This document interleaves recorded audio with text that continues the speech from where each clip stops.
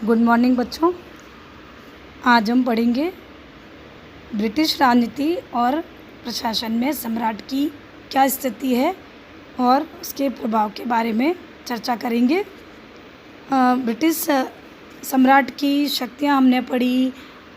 British सम्राट के स्थिति से संबंधित एक उक्ति भी हमने पढ़ी कि सम्राट कोई त्रुटि नहीं कर सकता। त्रुटि क्यों नहीं कर सकता इसका भी हमने पढ़ा, क्योंकि ब्रिटिश सम्राट नाम मात्र का है। उसकी शक्तियाँ जो है उसका प्रयोग वहाँ की मंत्रिमंडल और प्रधानमंत्री के द्वारा किया जाता है। तो जो शक्तियाँ सम्राट के नाम से है उसका प्रयोग सम्राट स्वयं नहीं करता। इसलिए ब्रिटेन में ये कहावत है कि सम्राट कोई त्रुटि नहीं कर सकता, क्योंकि जब वो कोई काम करता ही नहीं है तो उस काम के लिए वह जिम्मेदार भी नहीं है और न कोई सम्राट के नाम से किसी भी गलत काम के लिए उन्मुक्ति प्राप्त कर सकता है। तो आज हम चर्चा करेंगे बच्चों ब्रिटेन के शासन व्यवस्था में सम्राट की वास्तविक स्थिति और उसका क्या प्रभाव है। तो ब्रिटिश शासन व्यवस्था में सम्राट की वास्तविक स्थिति को समझने के लिए हम ब्रिटेन के सम्राट की शक्ति और प्रभाव की जो है एक तत्व है उसके बीच के अंतर को हम समझेंगे। तो ब्रिटिश सम्राट एक संवैधानिक प्रधान मात्र है, वो राज्य करता है, शासन नहीं करता। लेकिन इस आधार पर वास्तविक प्रशासन में उसे एक स्वर्णिम शून्य या रबड़ की मोहर मात्र हम नहीं कह सकते, क्योंकि ब्रिटिश सम्राट की एक प्रभावदायक स्थिति है, एक लाभदायक स्थिति ब्रिटेन की राजनीति में है। क्योंकि हम देखें अगर ब्रिटेन की राजनीति का और शासन व्यवस्था का अगर हम एक विश्लेषण करें तो वास्तविक प्रशासन में सम्राट एक निष्क्रिय इकाई नहीं है।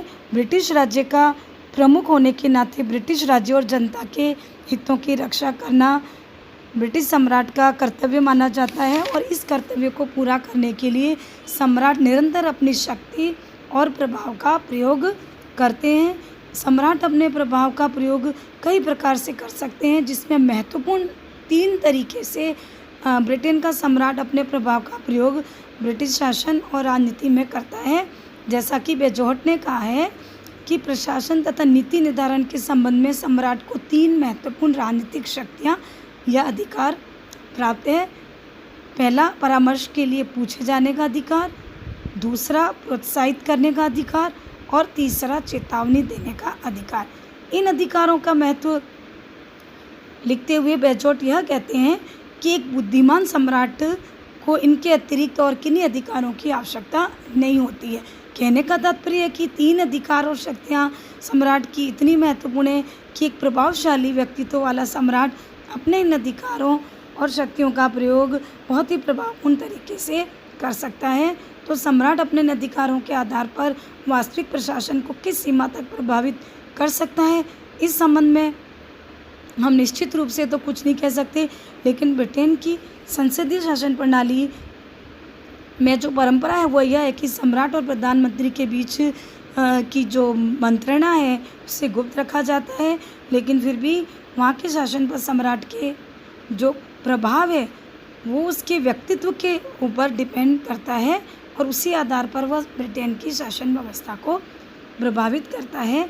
तो इस प्रकार हम देखें कि ब्रिटेन की जो शासन व्यवस्था और राजनीति पर सम्राट का जो प्रभाव है वो यह है कि वो एक कारण यह भी है कि कुछ ऐसे व्यक्तिगत काम है या कार्य है जिसका संपादन सम्राट ही कर सकता है, कोई और नहीं कर सकता। जैसे विदेशी राजदूतों का स्वागत करना, पीयर्स की नियुक्ति करना, उपाधियाँ देना, सम्मानजनक उपाधियाँ प्रदान करना, उद्घाटन भाषण देना संसद में आदि, प्रधानमंत्री की नियुक्ति करना, लोक सदन को भंग करना, ये सब कुछ औपचारिक कार्य है जिसको वहाँ का सम्राट ही कर सकता है। यद्यपि इन कार्यों को करने में भी प्रधानमंत्री अपनी शक्ति का प्रयोग नहीं करता है, लेकिन कुछ स्थितियों में वो अपने विवेक से कार्य भी कर सकता है। तो इस प्रकार हम देखें तो कुछ कुछ परिस्थितियों में सम्राट अपनी प्रभाव का उपयोग करता है। लेकिन अगर स्थितियों को हम देखें ब्रिटेन की राजनीति स्थितियों को, तो हम यह कह सकते हैं कि सम्राट शक्तिहीन है, लेकिन फिर भी प्रधानमंत्री के चुनाव और अन्य स्थितियों के अंतर्गत कभी कभार वह अपने व्यक्तित्व के अनुसार अपने प्रभाव का उपयोग कर सकता है या करता भी है। अब ब्रिटिश शासन व्यवस्था में राजा को जो प्रभाव प्राप्त है वह प्रभाव कुछ विशेष परिस्थितियों पर निर्भर करता है या उसके कुछ विशेष आधार है। क्या आधार है? जैसा हमने पढ़ा कि व्यक्तित्व, सम्राट का जो व्यक्तित्व है वह उसके प्रभाव उसकी शक्तियों के उपयोग पर निर्भर करता है कि यदि राजा का व्यक्तित्व प्रभावशाली है तो मंत्रीगण स्वतः ही उसके व्यक्तित्व के सामने झुक जाते हैं। इसके विपरीत यदि राजा का व्यक्तित्व औसत है, प्रभावशाली नहीं है, तो वो मंत्रिमंडल के हाथ की एक मोहर मात्र बनकर रह जाता है। तो सम्राट के व्यक्तित्व पर निर्भर करता है कि वह अपने प्रभाव का प्रयोग किस प्रकार कर सकता है या करता है।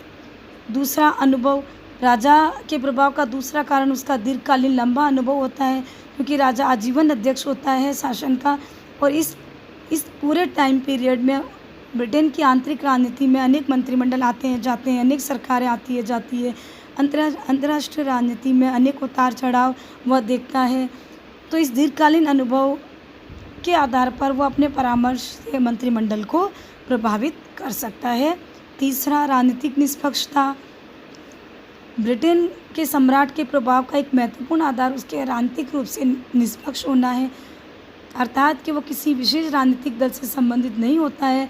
वह संपूर्ण ब्रिटिश जनता का और राष्ट्र का प्रधान होता है, नेता होता है, और उसके द्वारा इसी आधार पर ही निष्पक्ष रूप से कार्य किया जाता है।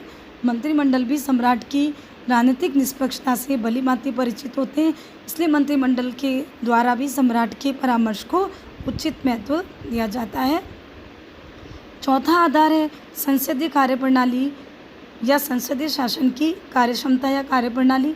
राजा के प्रभाव का एक आधार संसदीय शासन की कार्यप्रणाली भी है।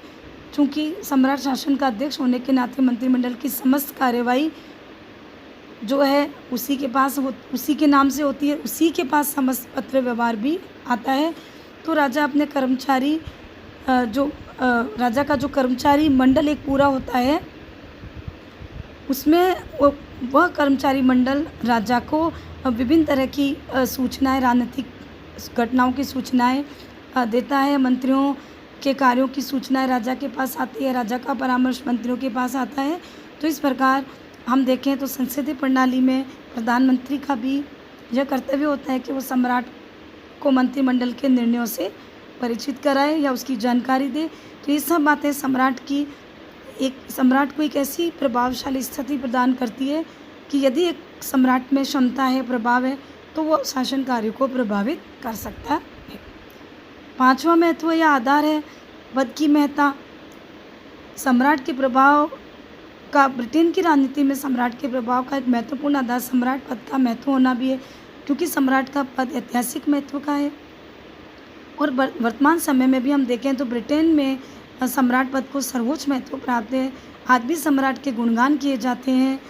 सम्राट पद का आज भी वहाँ पर उतना ही सम्मान और गौरव है जितना कि प्राचीन काल में हुआ करता था। तो स्वाभाविक रूप से हम देखें तो सम्राट के द्वारा जो परामर्श दिया जाता है मंत्रिमंडल को, मंत्रिमंडल उसका महत्व मानते हुए उस पर विचार विमर्श करती है। तो इस प्रकार हमने पढ़ा बच्चों कि ब्रिटेन की राजनीति में सम्राट का क्या प्रभाव है, क्या स्थिति है और क्या महत्व है।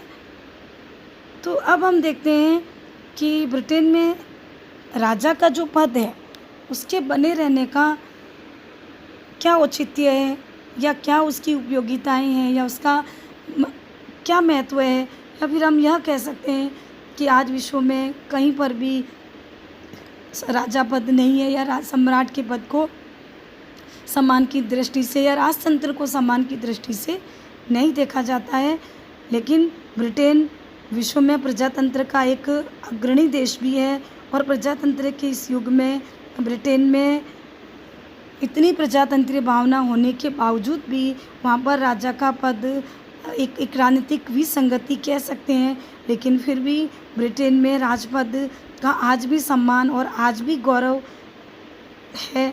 और उस आधार पर ब्रिटेन में वहाँ के निवासी यह भी कहते हैं कि सम्राट चिरंजीव हो। तो उस आधार पर ब्रिटेन में राजपद की लोकप्रियता आज भी उतनी है जितनी कि पहले हुआ करती थी। तो क्योंकि ब्रिटेन के लोग जो है वो अत्यधिक व्यवहारिक दृष्टिकोण के कारण उन राजनीतिक विसंगतियों को भी अपनाए हुए हैं जो कि आज सही नहीं मानी जाती है। तो ब्रिटेन में राजपद के संबंध में भी कुछ ऐसा ही दृष्टिकोण ब्रिटेन की जनता का है। जैसा कि चर्चिल ने कहा है कि हम सभी लोगों के हृदय में राजतंत्र गहरा बैठा हुआ है और यह हम सभी को अत्यंत प्रिय है। तो राजपद और राजा का जो पद है ब्रिटेन में शुरू से ही चला आ रहा है, एक ऐतिहासिक महत्व की संस्था है।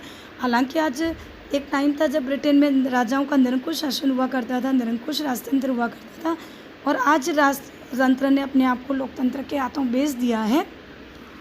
यानी कि आज ब्रिटेन में राजतंत्र अपने संवैधानिक या औपचारिक रूप में ही है, लेकिन आज भी राजा का पद सम्मान और गौरव की दृष्टि से देखा जाता है। आज भी ब्रिटेन में सम्राट के पद का उतना ही महत्व और प्रभाव है जब उस समय हुआ करता था, जबकि राजा के पास समस्त शक्तियाँ थी। तो ऐसा नहीं है कि ब्रिटेन में राजपद को समाप्त कभी हुआ नहीं था। ब्रिटेन में एक टाइम ऐसा भी आया जब राजपद को जन विरोध का सामना करना भी पड़ा है। जैसे स्टुअर्ट राजाओं के काल में राजपद और ब्रिटिश जनता में तीव्र संघर्ष हुआ था, और उसके बाद विलियम ऑफ ऑरेंज और प्रथम जो दो जॉर्ज राजा थे, उनके विदेशी होने के कारण ब्रिटेन की जनता उनको अपना नहीं सकी, और जॉर्ज तृतीय ने देशभक्त राजा बनने का प्रयास भी किया, लेकिन ब्रिटेन में वह भी सम्मान प्राप्त नहीं कर सका। तो इस प्रकार हम देखें कि आगे आने वाले टाइम में ब्रिटेन में धीरे धीरे इस तरह राजपद का विरोध बढ़ने लगा कि एक गणतंत्री आंदोलन ब्रिटेन में चल पड़ा, और चार्ल्स ब्रैडला के नेतृत्व में एक आंदोलन हुआ जिसमें कि गणतंत्र स्थापित करने के समस्त प्रयास किए गए ब्रिटेन में। लेकिन कुछ ही वर्षों में हम देखें तो ब्रिटेन में उस समय जो 1678 में जो एक आंदोलन हुआ गणतंत्र को स्थापित करने के लिए, तो उस समय एक प्रकार से और महारानी विक्टोरिया का जो टाइम था, उस समय सर डिलगे चार्ल्स जो व्यक्ति था, उसने कहा था कि हम गणतंत्र अवश्य स्थापित करेंगे। लेकिन कुछ ही वर्षों में देखें तो वो आंदोलन धीमा पड़ गया, और महारानी विक्टोरिया तक आते आते राजतंत्र विरोधी जो आंदोलन था वो बिल्कुल ही धीरे हो गया, ख़त्म हो गया।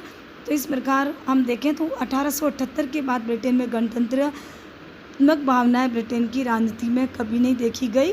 और इस प्रकार हम देखें तो ब्रिटेन में सभी राजनीतिक दल एकजुट होकर राजतंत्र का गुणगान करते हैं और राजतंत्र का सम्मान करते हैं। तो इस प्रकार ब्रिटेन का जो राजतंत्र है वो वहाँ पर एक गौरवपूर्ण संस्था और पद रहा है। धन्यवाद।